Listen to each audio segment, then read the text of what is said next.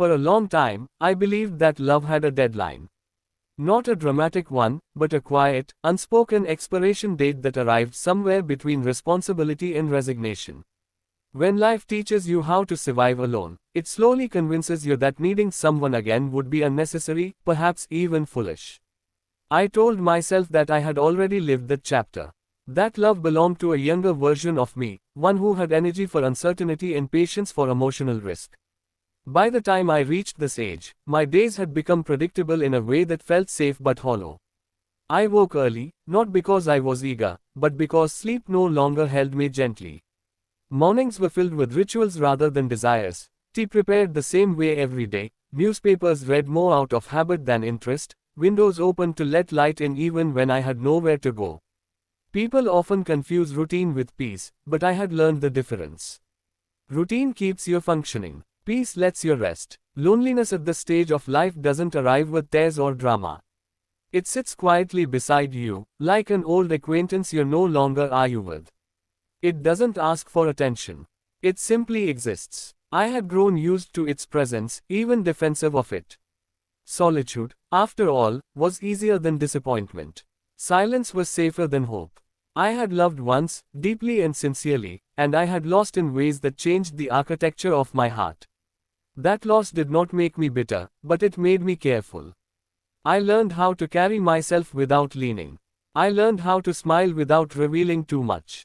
And over time, that carefulness turned into a lifestyle. I wasn't unhappy. I was just closed. When I met her, nothing announced itself. There was no moment I could point to and say, this is where everything changed. That realization came later. At first, she was simply someone who occupied the same space without disturbing it. Our first conversation was ordinary, almost forgettable. And yet, something about its calmness stayed with me. She didn't speak to impress. She spoke to connect. That difference matters more than people realize. There was no urgency in her words, no attempt to sell a version of herself. She talked the way people do when they are no longer trying to be chosen, honestly, gently, without strategy. I found myself listening more than speaking, not because I lacked words, but because her presence made silence feel welcome. At this age, you can tell quickly when someone is comfortable with who they are. She was. Not proudly, not defensively, simply comfortably. There was a softness in the way she smiled, not playful but warm, as if she understood something about life that no longer needed explaining. I realized then how exhausting it had been to constantly present myself as capable, strong, unaffected. With her, that performance felt unnecessary. We met again without making a plan. One meeting flowed into another naturally, without promises or expectations. There was no flirting in the traditional sense. No games. No testing of boundaries. Just conversation that deepened without effort. We talked about ordinary things, books we never finished, places we once loved, how the body changes quietly year by year. But beneath those topics ran something deeper, recognition. It struck me how little we spoke about the future. At this stage, the future is no longer a fantasy. It is something you approach carefully, aware of its limits. Instead, we stayed in the present. We spoke about now, about today, about what felt manageable, comfortable, real. That alone felt revolutionary. One afternoon, sitting across from her in a quiet cafe, I noticed something unsettling. I was relaxed. Not cautiously relaxed, but genuinely at ease. My shoulders weren't tense. My thoughts weren't racing ahead, searching for potential disappointment. I wasn't rehearsing what to say next or analyzing what she might mean. I was simply there. That scared me more than heartbreak ever had. Because peace requires vulnerability too. It requires admitting that you are open to being affected again. That you still want connection, even after convincing yourself that you didn't. I had built my life around the idea that I was complete on my own. And perhaps I was. But completeness, I was learning, does not mean isolation. She never asked about my past in a way that demanded answers. She didn't need explanations for why I was alone, or what had gone wrong before. That absence of interrogation felt like respect. Most people, when they sense history, want to dissect it. She allowed it to exist without needing to touch it. There is a dignity in that kind of restraint. As weeks passed, our connection deepened in quiet ways. There were no declarations, no defining moments. Just consistency. Showing up when we said we would. Listening without interrupting. Remembering small details without making a show of it. At this age, love does not grow through intensity. It grows through reliability. I began to notice changes in myself that I hadn't anticipated. I slept better. I smiled without forcing it. I looked forward to conversations without counting hours. The world didn't suddenly become brighter, but it became softer around the edges. I had spent so many years bracing myself against disappointment that I had forgotten what it felt like not to brace at all. One evening, alone again in my quiet home, I sat with a realization that arrived without warning. I was not afraid of loving again. I was afraid of admitting that I deserved peace. Somewhere along the way, I had equated emotional calm with emotional absence. I had mistaken stillness for emptiness. This was not emptiness. This was space. And for the first time in a long while, I allowed myself to wonder, not with urgency, not with expectation, but with gentle curiosity. What if love, at this age, wasn't embarrassing at all? What if it was simply honest? What surprised me most was how easily she fit into my life without rearranging it. I had spent years protecting my routines as if they were fragile structures that might collapse under emotional weight. Yet her presence did not demand adjustment. It slipped gently into the spaces that were already there, like light finding its way through familiar windows. At this age, love no longer announces itself with urgency. It doesn't insist on late nights or dramatic gestures. Instead, it arrives quietly, almost politely, asking only to be acknowledged. With her, I did not feel the need to impress or perform. There was no audience to win over. We were two people who had already lived enough to understand that attraction fades when honesty is missing. Our conversations began to shift, not toward intensity, but toward truth. We spoke about tiredness, not just of the body, but of the soul. About the exhaustion that comes from carrying responsibility for too long. About the moments when life had forced us to choose practicality over desire. There was no bitterness in those conversations, only acceptance. She told me once, without drama, that she had learned how to live without expecting too much from people. Not because she was disappointed, but because expectation often leads to misunderstanding. That sentence stayed with me. I realized how much of my past pain had come from expecting people to be versions of themselves they were never meant to be. With her, expectation felt unnecessary. She was exactly who she presented herself to be. No contradictions, no hidden urgency, no emotional bargaining. That kind of clarity is rare at any age, but it becomes priceless later in life. I noticed how differently I listened to her compared to how I had listened to others before. I wasn't searching for meaning beneath her words. I wasn't trying to predict outcomes. I trusted what was being said because it was being said simply. There was a calm authority in her honesty. At this stage, love doesn't ask, "Where is this going?" It asks, "Does this feel right where we are?" And it did. There were days when we didn't see each other, and those days did not feel threatening. Absence did not trigger anxiety. I didn't wonder if distance meant disinterest. I had learned that love built on security does not fear space. In fact, it respects it. I realized then how much younger love had been fueled by uncertainty. The constant need for reassurance. The fear of being replaced. The urgency to claim. This was different. There was no competition here, not with other people, not even with the past. When memories surfaced, old loves, old losses, I expected them to complicate things. Instead, they softened. They lost their sharp edges. She never asked me to erase my past. She acknowledged it as part of my survival, not something to overcome. That acceptance felt more intimate than any declaration I had ever received. One afternoon, we sat together without speaking for a long time.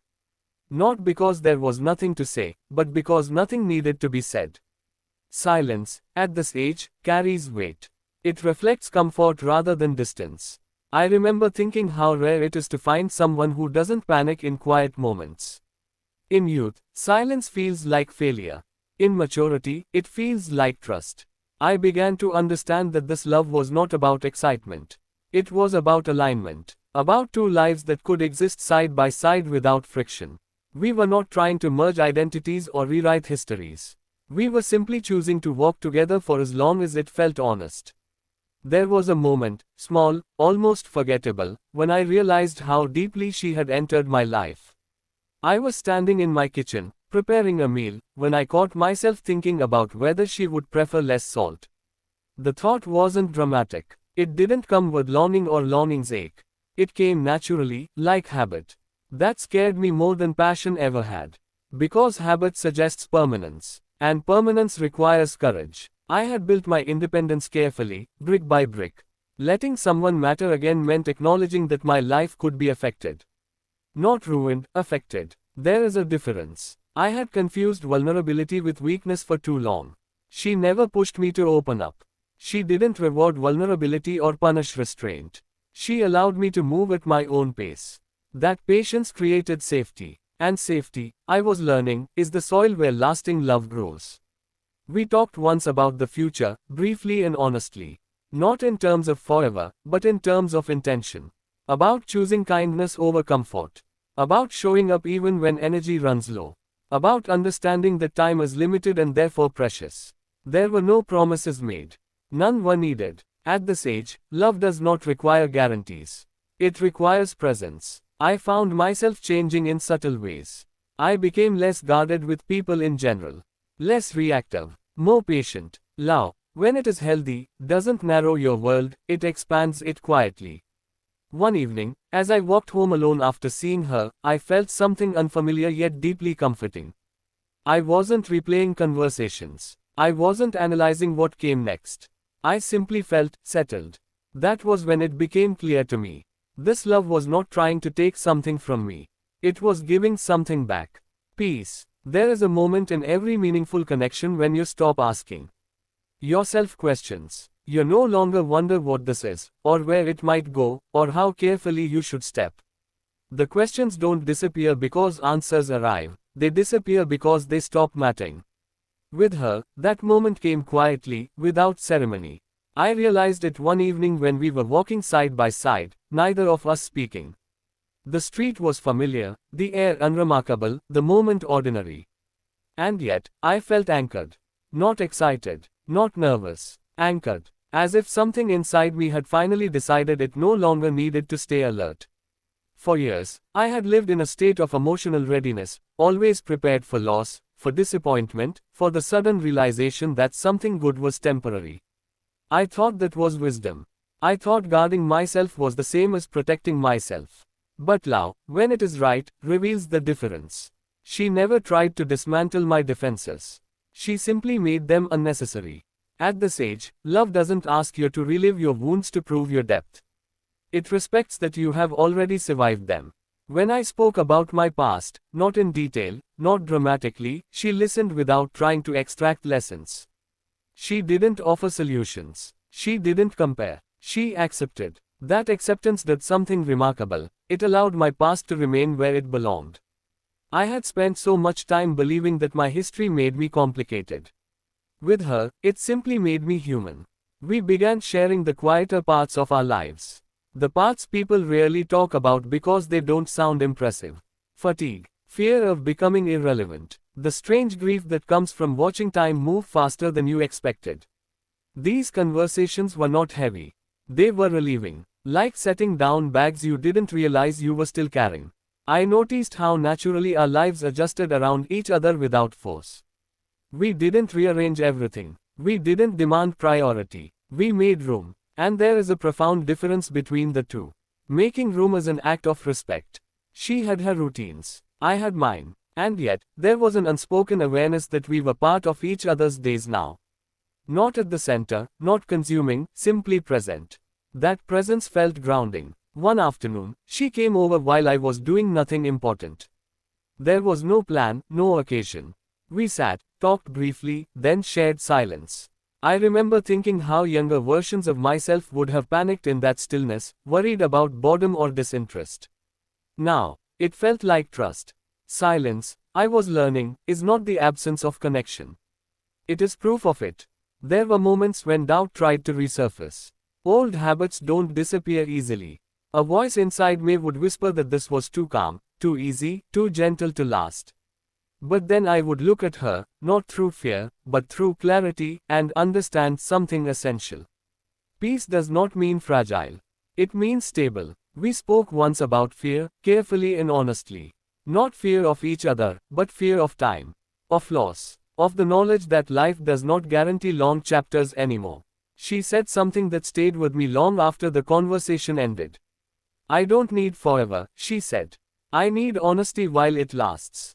That sentence stripped love of all unnecessary fantasy and left behind something truer. I realized then how much pressure we place on love by demanding permanence.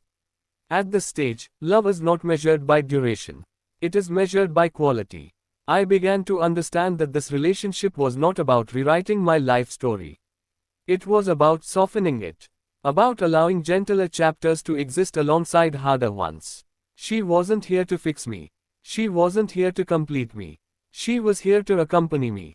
And that companionship felt sacred.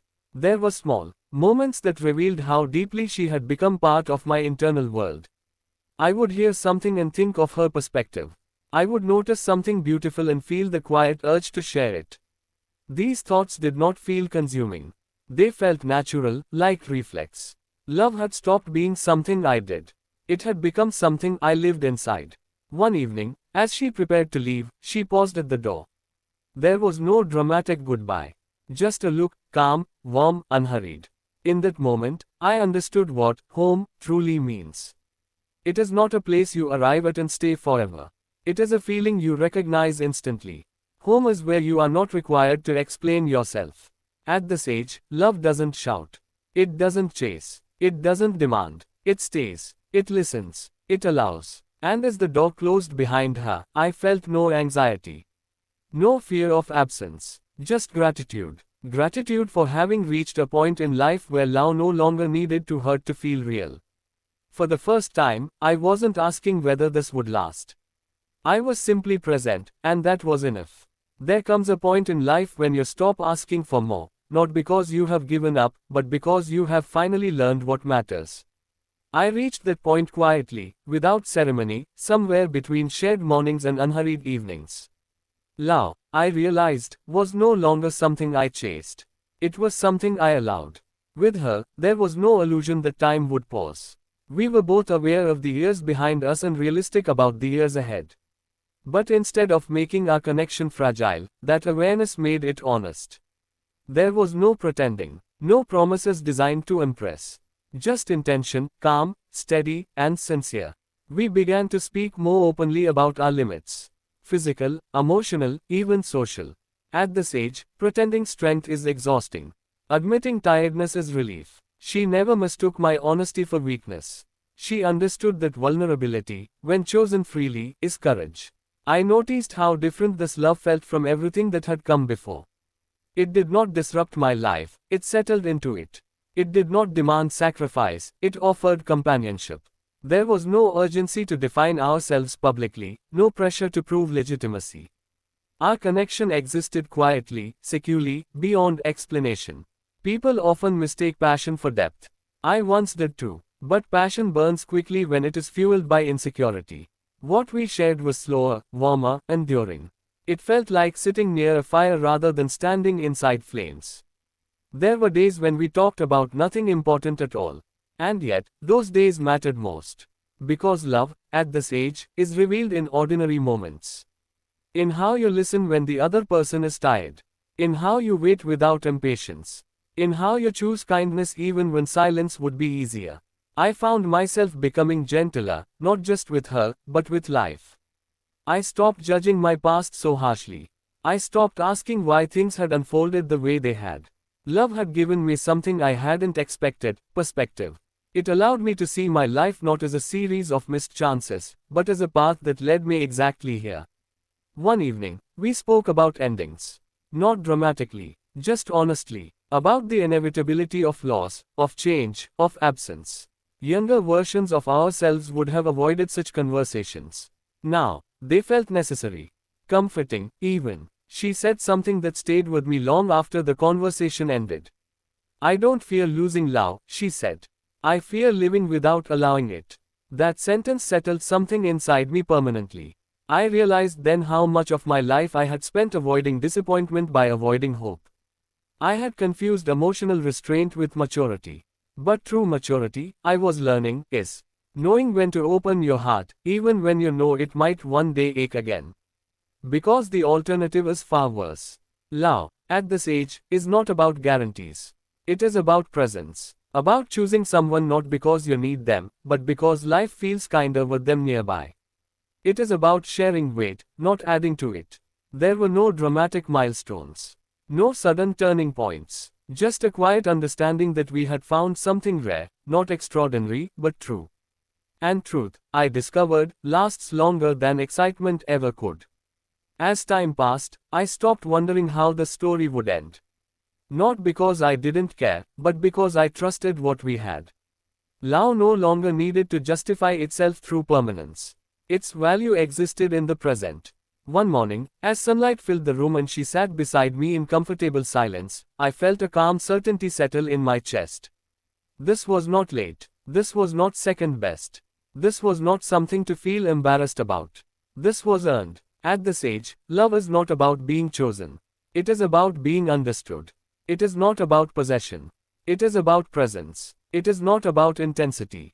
It is about peace. And peace, I finally understood, is not the absence of desire. It is the presence of acceptance. If this love lasts years, I will be grateful. If it lasts moments, I will still be grateful. Because it arrived not to disturb my life, but to complete it quietly. At this age, love is not shameful. It is not foolish. It is not late. At this age, love is enough.